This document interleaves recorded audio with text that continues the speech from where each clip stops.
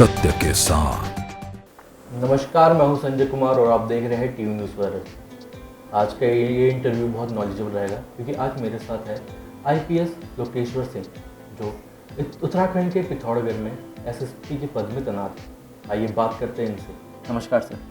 नमस्कार सर, सबसे पहला क्वेश्चन तो मेरा सबसे कॉमन रहेगा कि आपको आईपीएस बनने की चाहत कैसे आई? देखिए, अगर मैं अपने एजुकेशनल बैकग्राउंड के बारे में बताऊं तो मैंने पहले इंजीनियरिंग किया था, फिर उसके बाद मैंने एमबीए किया। मैं आईपीएस में आने से पहले 4 वर्ष जो है मैंने जॉब भी किया है। मैंने कॉर्पोरेट में पब्लिक सेक्टर में जॉब किया था। वहीं से जॉब करते हुए मुझे एक ये एहसास होने लगा था कि जो हमारा जॉब है, जो हम काम कर रहे हैं, वो केवल अपने पर्पस के लिए, अपने लाइफ के लिए या फिर केवल अपने परिवार तक सीमित नहीं रहना चाहिए। और जो हम काम कर रहे हैं उसका एक सामाजिक रूप भी होना चाहिए। हम समाज को कैसे सहयोग कर सकते हैं, ये भी हमारा एक लाइफ का पर्पस होना चाहिए। और इसी मंतव्य के साथ मैंने सिविल सर्विसेज में आने का सोचा और मैंने सिविल सर्विसेज की परीक्षा दी, जिसमें मैं आईपीएस में उत्तीर्ण हुआ और आईपीएस को ज्वाइन किया। आपकी जो पोस्टिंग हुई थी पिथौरागढ़ में एज एसपी, तो आप क्या माइंडसेट लेके चल रहे हो अभी तक, या आपको क्या फेस करना पड़ा प्रॉब्लम?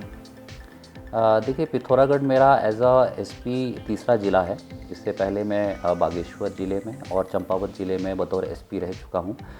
और चूँकि दोनों ज़िले पिथौरागढ़ के नेबरिंग डिस्ट्रिक्ट हैं, तो यहाँ की जो पहाड़ की, कुमाऊँ की जो समस्याएं हैं और जो पुलिस के चैलेंजेस हैं, वो काफ़ी हद तक मुझे मालूम थे।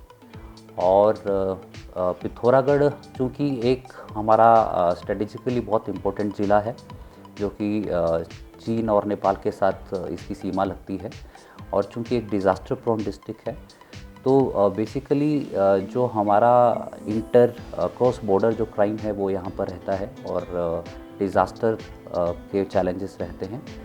तो इस तरह के चैलेंजेस मैं पहले से ही समझ के आया था कि इस तरह के चैलेंजेस हमें रहेंगे, और वही मेरी यहाँ पे आने की, यहाँ पर आके इन चैलेंजेस पे काम करने की प्रायोरिटी भी है। सर, पिथौरागढ़ एक खूबसूरत शहर है, ऐसे में यहाँ पे लोग आते जाते रहते हैं, तो ट्रैफिक को लेके आपको क्या मेन रहता है?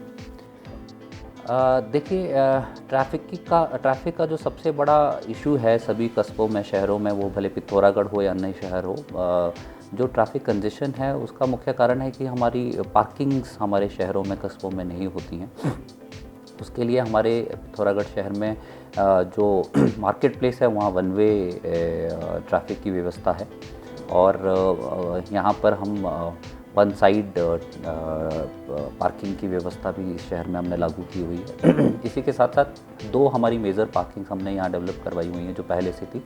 और इसके अलावा 2 पार्किंग्स का प्रपोज़ल शासन को और भेजा गया है, ताकि शहर की जो पार्किंग की व्यवस्था है वो अगर सुलझ जाती है तो हमारी ट्रैफिक व्यवस्था में बहुत बड़ा सुधार आता है। सर, आजकल ह्यूमन ट्रैफिक भी एक बहुत बड़ा मुद्दा रहा है। नेपाल बॉर्डर भी पिथौरागढ़ से पास में है, तो इसको लेके आप क्या लेके चलते हैं? देखिए, मैं चंपावत और पिथौरागढ़ दोनों हमारे जो नेपाल बॉर्डरिंग डिस्ट्रिक्ट हैं उसमें काम कर चुका हूँ। और जो मेरी ऑब्जर्वेशन है, यहाँ पर कोई ऑर्गेनाइज तरीके से ट्रैफिकिंग के केसेस नहीं होते हैं।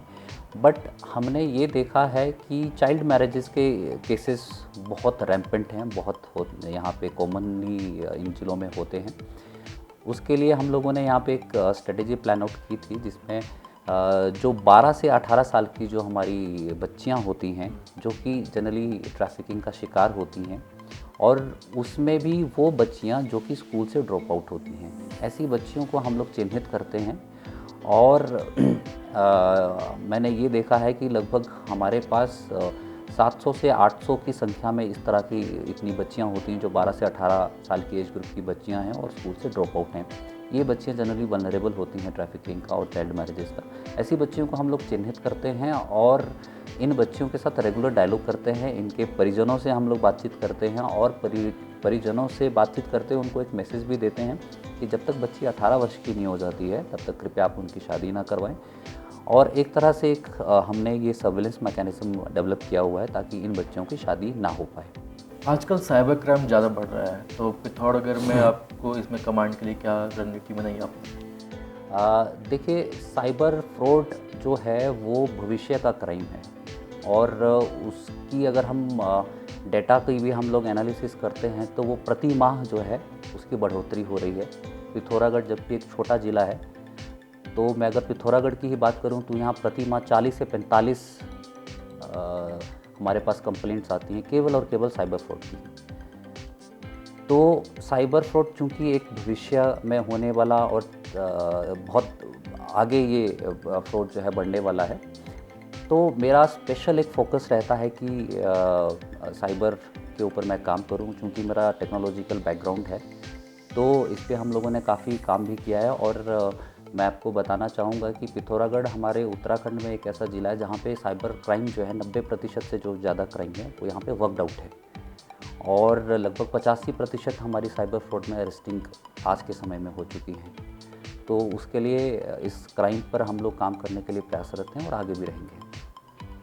मतलब प्लेन्स में पुलिसिंग और पहाड़ों में पुलिसिंग का क्या डिफरेंस रहता है, कुछ आपने नोटिस किया हो? देखिए, पहाड़ के अपने अलग चैलेंजेस हैं। जैसा मैंने आपको बताया, पहाड़ में चूँकि पिथौरागढ़ एक बॉर्डर वाला ज़िला है, तो एक तो यहाँ पर क्रॉस बॉर्डर जो ट्रैफिकिंग होती है, क्रॉस बॉर्डर स्मगलिंग होती है, वो एक हमारे लिए चैलेंज रहता है। साथ ही साथ चूँकि हमारे ज़िले में 3 मेजर वैलीज़ हैं जो कि काफ़ी कम इनहेबिटेड हैं बट ज्योग्राफिकली बहुत बड़ी हैं, और क्योंकि आदि कैलाश यात्रा का यहाँ पर रूट है तो डिज़ास्टर प्रोन ये ज़िला है, और डिज़ास्टर के लिए काफ़ी बड़ा हमारे लिए चैलेंजेस रहते हैं रेनी सीज़न में। तो इन दोनों विषय पे हम लोग जो है काम करते हैं। या फिटनेस के लिए health gym, body weight gym खोलते हैं, उसके लिए आपका क्या पर्पस रहता है? देखिए, आज हम ऐसे एक समाज में रह रहे हैं जहाँ पे जो लाइफस्टाइल डिजीज़ेज़ हैं वो बहुत जल्दी लोगों में आ रही हैं। लगभग 30 साल की उम्र में ही अगर आप देखें तो लोगों में लाइफस्टाइल डिजीज़ आने लग पड़ी हैं। इसी कारण से मेरा ये पर्पस रहता है कि जितना अधिकारी या फिर जितना as a leader of the organisation हम लोग फिट रहेंगे, हमारे नीचे जो जितने भी कर्मचारी हैं वो हमसे सीख लेते हैं, वो भी फिटनेस की ओर उनका रुझान बढ़ता है। और चूँकि समाज में नशे की जो प्रवृत्ति है हमारे यंगस्टर्स में वो काफ़ी बढ़ती जा रही है, तो जब वो कई लोगों को हम लोग मिलते हैं, जब अधिकारी वो देखते हैं कि फिट हैं और फिटनेस की तरफ उनका रुझान है, तो वो यंगस्टर को भी कई हद तक उनको भी प्रेरित करता है।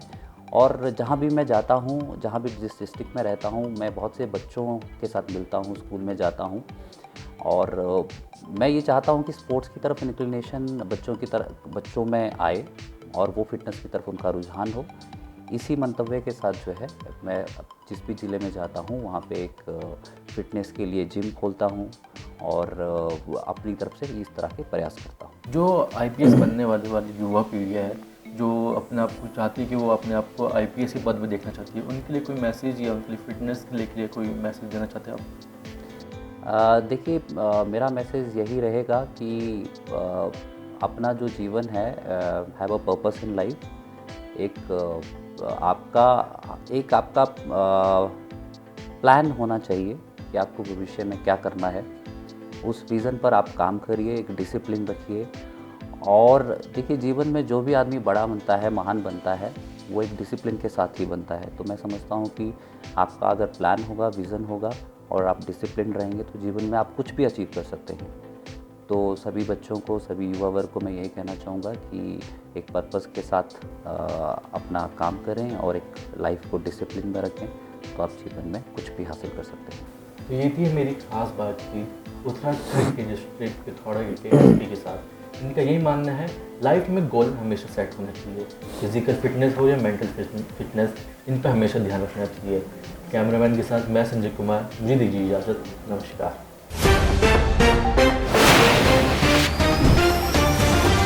सत्य के साथ।